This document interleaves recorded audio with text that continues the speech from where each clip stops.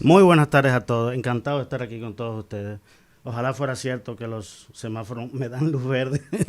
Así no tendría que salir una hora y media antes para acá, para la emisora. Miren, yo quiero hablar hoy de estadísticas porque hace varias semanas se publicó las últimas estadísticas de seguridad vial de la República Dominicana y no tuvo tanta incidencia. Quizá porque los datos no eran halagüeños. Pero para mi sorpresa, la semana pasada en un foro internacional que se realizaba aquí en Santo Domingo con los mayores especialistas de seguridad vial de la región de Iberoamérica, se anunciaba que en cientos de intersecciones una encuesta de Gallup daba de que la población sentía que se habían reducido los accidentes en un 61%. ¿A dónde? Y yo ¿Aquí en República Dominicana? Aquí en Santo Domingo. Ah, Santo Domingo. Y yo decía que los accidentes de tránsito aquí en este programa no se reducen con encuestas, porque las encuestas miden percepción, se reducen con estadísticas. Entonces, yo traje las últimas estadísticas publicadas por el Observatorio Permanente de Seguridad Vial del Intran, correspondiente al año 2022. Del Intran. Del Intran. Al año 2022. Que este año no se le dio, repito, tanta preeminencia, quizás porque no eran halagüeñas. ¿Por qué?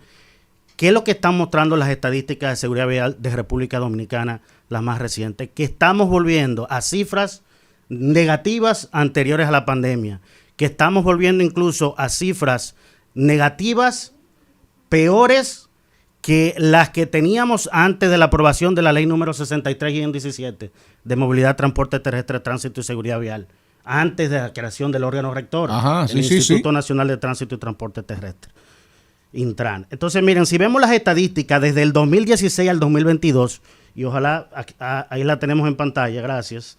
Fíjense que en el año 2016 las fatalidades por tránsito alcanzaron la cifra de 3.118 muertes.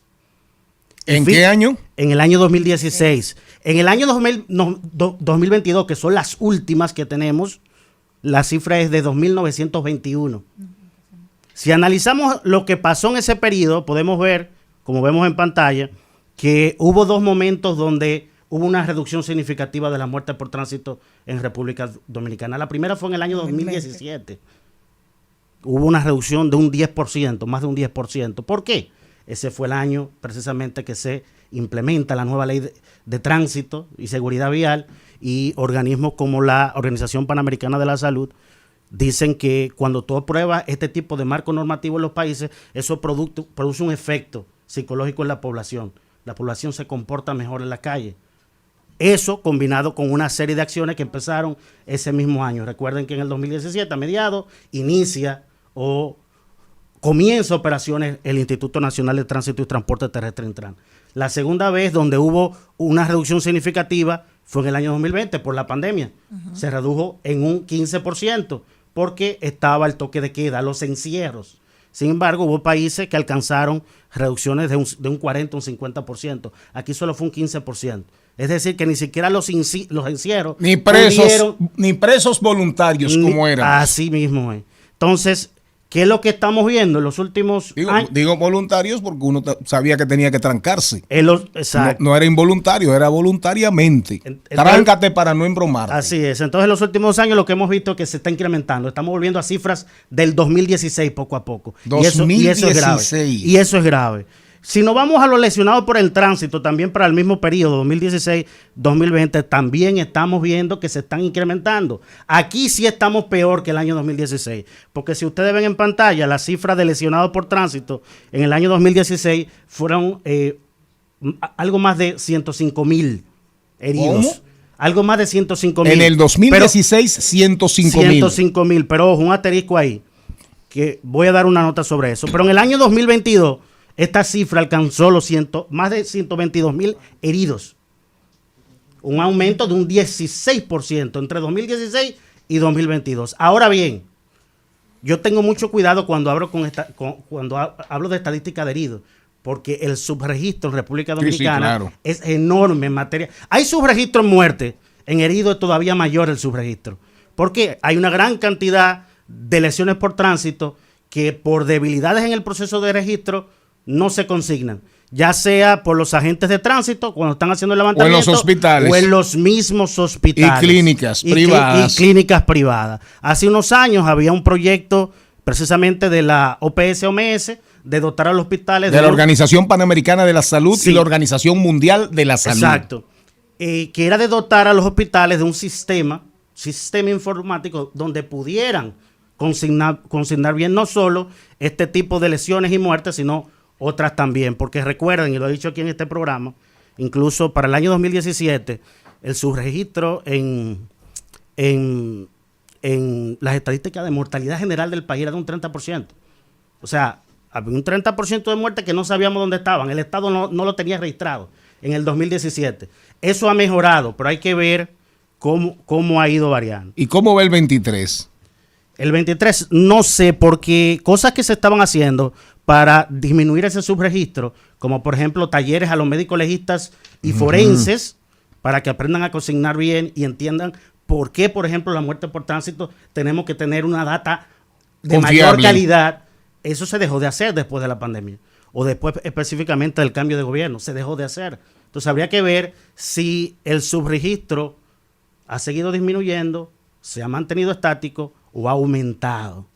Si nos vamos ya a la caracterización de las estadísticas, tenemos que, como siempre, en una mayor proporción los hombres son los que tienen la mayor proporción de muertos, casi un 90%, 87.6% son los hombres. Hay una razón. Hay más hombres manejando. Hay una razón que es evidente que motoristas, evidentemente. Es esa. La mayor, por ejemplo, cuando tú revisas el parque vehicular, una gran cantidad está registrada a nombre de hombres, pero también la licencia de conducir, la mayor cantidad está registrada a nombre de hombres. Pero, sin embargo, hay países que están estudiando el comportamiento sociológico de los hombres. Por ejemplo, Costa Rica está estudiando que los hombres latinos, sobre todo jóvenes, tienen un comportamiento más temerario y por lo tanto se ven mayormente involucrados en accidentes de tránsito. Eso pudiera hacerse aquí también, pero no se está haciendo. Dale. Si seguimos con las estadísticas, esta es dramática, señores. Más de la mitad de las muertes son jóvenes entre 15 y 35 años. Son los jóvenes que se están matando en las calles. Esto es para que hiciéramos todo un proceso como hicimos para enfrentar el COVID.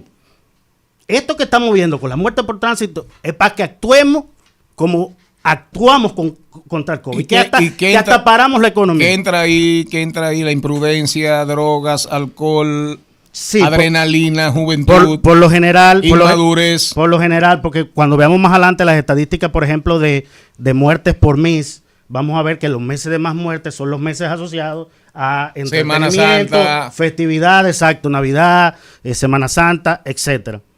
Para cerrar, Hernán.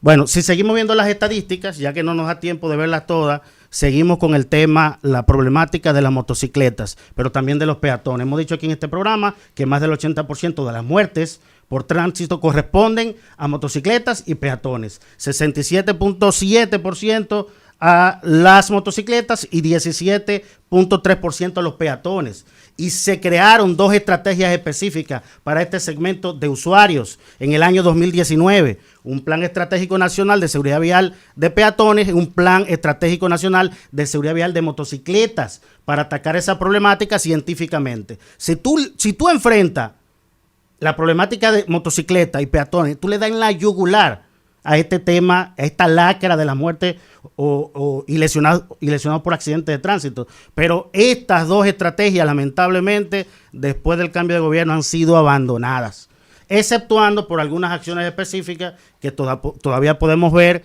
y que hemos felicitado, como el urbanismo táctico, peatón seguro, intersecciones seguras, entornos escolares seguros, pero debería estar todo englobado en estas 2 estrategias científicas. Malena, este tema es súper interesante, súper importante. Ojalá podamos continuar esta conversación esta semana en algún momento con Hernán para seguir con esas estadísticas. Hernán, gracias. Como yo sé que vas a estar otra vez con nosotros, si Dios quiere esta semana, entonces ahí dirás dónde seguir esta conversación contigo. Señoras, señores, compañeros, compañeras, amigos, amigas, hasta mañana.